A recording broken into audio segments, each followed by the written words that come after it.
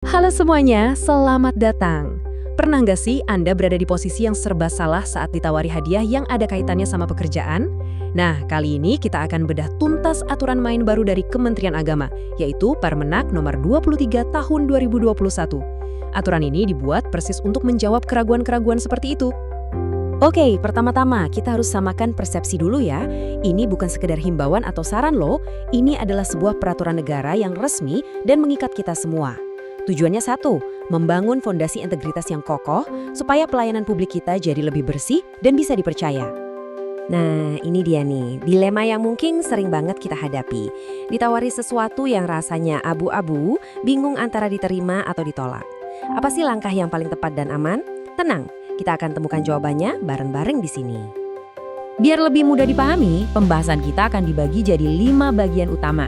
Kita mulai dari kenapa aturan ini ada, terus apa sih sebenarnya gratifikasi itu, lalu kapan kita harus lapor dan kapan nggak perlu, gimana cara lapornya, dan yang paling penting, apa saja perlindungan hukum buat Anda.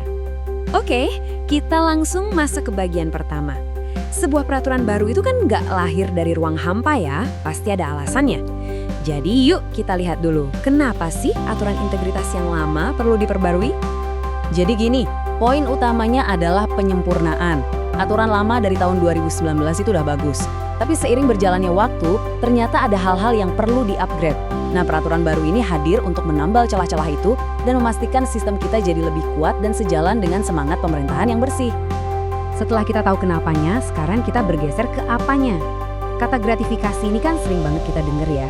Tapi apa sih definisi resminya menurut peraturan ini? Biar kita nggak salah kaprah. Nah, coba deh perhatikan. Definisinya itu luas banget. Jadi jangan berpikir gratifikasi itu cuma soal amplop berisi uang tunai ya. Diskon belanja, tiket perjalanan, komisi, bahkan fasilitas penginapan itu semua bisa masuk kategori gratifikasi. Tujuannya jelas, untuk menutup semua area abu-abu. Sekarang kita sampai di bagian yang paling praktis dan sering jadi pertanyaan. Oke, kita udah tahu definisinya. Pertanyaan selanjutnya, dan ini yang paling penting, hadiah mana yang wajib dilaporkan dan mana yang boleh kita terima tanpa perlu was-was. Gampangnya gini, aturan ini membagi gratifikasi jadi 2 jalur yang jelas. Ada yang masuk jalur merah, ini wajib lapor karena berisiko tinggi jadi suap, dan ada yang masuk jalur hijau, dianggap wajar dalam konteks tertentu dan tidak perlu dilaporkan. Yuk kita bedah satu persatu. Ini dia contoh-contoh yang ada di jalur merah. Menerima sesuatu saat lagi ada proses audit, dapat hadiah dari vendor yang ikut tender, atau bahkan terima parsel lebaran dari pihak yang pekerjaannya sering bersinggungan dengan jabatan kita, itu semua sudah lampu merah. Wajib dilaporkan karena risikonya jelas. Sekarang kita pindah ke jalur hijau dalam urusan kedinasan, biar kita juga nggak parno berlebihan. Dapat seminar kit yang isinya standar, atau plakat penghargaan saat jadi narasumber, atau makan siang saat rapat yang semua peserta juga dapat? Tenang, yang seperti ini dianggap wajar dan nggak perlu dilaporkan. Nah, peraturan ini juga manusiawi kok. Kita kan makhluk sosial. Jadi, hadiah pernikahan dari teman atau kado ulang tahun dari keluarga tentu saja boleh diterima. Eits, tapi ada tapinya. Ada batasan nilai yang jelas supaya tidak disalahgunakan. Apa saja batasannya? Ini dia angka pertama yang wajib kita ingat. 1 juta rupiah. Angka ini adalah batas maksimal nilai hadiah per pemberi di acara pribadi seperti pernikahan atau kelahiran. Kalau nilainya di bawah 1 juta, aman, tidak perlu lapor. Tapi kalau di atas itu, langsung masuk kategori wajib lapor. Simpel kan? Angka penting kedua adalah Rp300.000. Ini adalah batas untuk hadiah dari rekan kerja, misalnya saat ulang tahun atau acara perpisahan. Ingat ya, ini untuk hadiah barang, bukan dalam bentuk uang tunai. Dan yang cerdas dari aturan ini, ada batas akumulasi Rp1 juta per tahun dari orang yang sama. Jadi nggak bisa tuh dicicil gratifikasinya. Oke, kita sudah tahu mana yang masuk jalur merah dan mana yang hijau.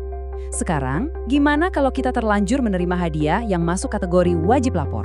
Apa yang harus dilakukan? Jangan panik, ini dia rencana aksinya. Prosesnya sebenarnya sederhana. Langkah pertama dan yang paling ideal adalah selalu menolak dengan sopan. Tapi kita tahu, kadang situasinya tidak memungkinkan. Mungkin paketnya sudah terlanjur dikirim ke meja kita. Nah, kalau sudah begitu, langkahnya adalah identifikasi dulu hadiahnya, pilih mau lapor lewat mana, dan yang paling krusial, jangan sampai telat.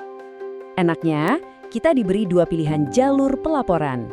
Anda bisa melapor langsung ke KPK, atau kalau merasa lebih nyaman, bisa juga melapor lewat jalur internal, yaitu melalui unit pengendalian gratifikasi atau UPG yang ada di setiap unit kerja.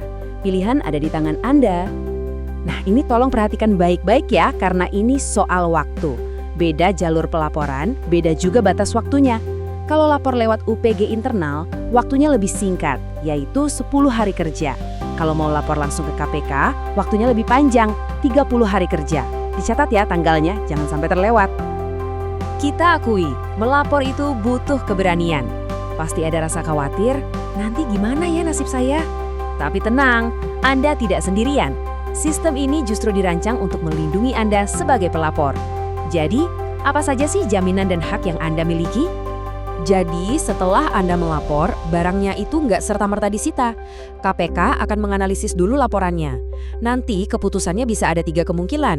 Barang itu ditetapkan menjadi milik negara, diserahkan ke unit kerja Anda untuk jadi inventaris, atau bisa juga loh dikembalikan kepada Anda kalau memang terbukti tidak ada konflik kepentingan sama sekali. Dan ini dia, jaminan untuk Anda. Identitas Anda sebagai pelapor bisa dirahasiakan. Anda dan keluarga berhak mendapatkan perlindungan hukum. Anda juga berhak tahu sudah sampai mana progres laporan Anda. Dan yang paling keren, tindakan berintegritas Anda bisa dipertimbangkan untuk mendapat penghargaan resmi. Semua ini tujuannya agar kita makin berani untuk jujur. Pada akhirnya, peraturan secanggih apapun hanyalah alat bantu. Integritas yang sesungguhnya itu berawal dari dalam diri kita masing-masing, dari pilihan-pilihan kecil yang kita buat setiap hari. Jadi, pertanyaannya saya kembalikan ke kita semua. Saat dihadapkan pada situasi abu-abu itu, pilihan apa yang akan kita ambil?